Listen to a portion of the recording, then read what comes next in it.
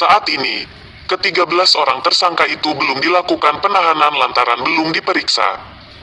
Kita periksa saksi dulu, karena 11 berkas terpisah, itu banyak loh. Masing-masing berkas juga ada saksinya yang harus diperiksa. Namun, tersangka akan segera kita tahan. Sebut Mustakepirin. Mustakepirin menyebutkan, tidak tertutup kemungkinan akan ada penambahan tersangka. Tergantung perkembangan hasil pengumpulan barang bukti. Tunggu perkembangan, ujar Mustakepirin.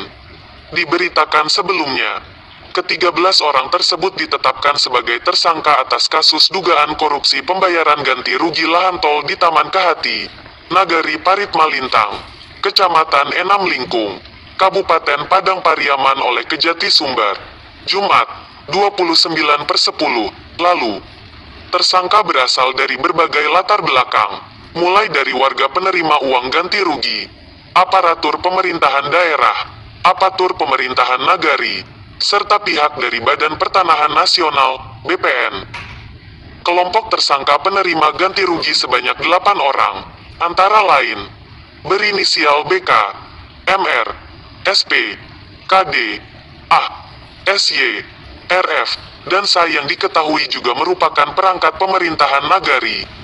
5 tersangka lainnya yakni SS berlatar belakang perangkat pemerintahan nagari, YW aparatur pemerintahan di Padang Pariaman, J, RN, dan US dari BPN selaku panitia pengadaan tanah.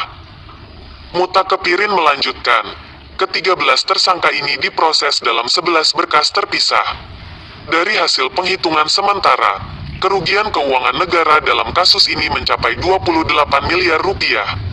Kerugian ini diduga akibat uang pembayaran ganti rugi lahan tol yang telah digelontorkan negara diklaim oleh pihak yang tidak berhak sebagai penerima. Sementara itu, Sekap Padang Pariaman, Rudi Repenal dirilis, yang ditanyai terkait adanya salah seorang ASN Pemkab Padang Pariaman yang masuk daftar tersangka kasus Taman Kahati, mengatakan bahwa pihaknya baru akan membahasnya dalam rapat. Sekarang akan rapat untuk membahas itu, nanti saya kasih tahu bagaimana keputusannya ya, ujar Rudi ketika dikonfirmasi Padang Express di lantai 2 kantor Bupati Padang Pariaman, Selasa sore.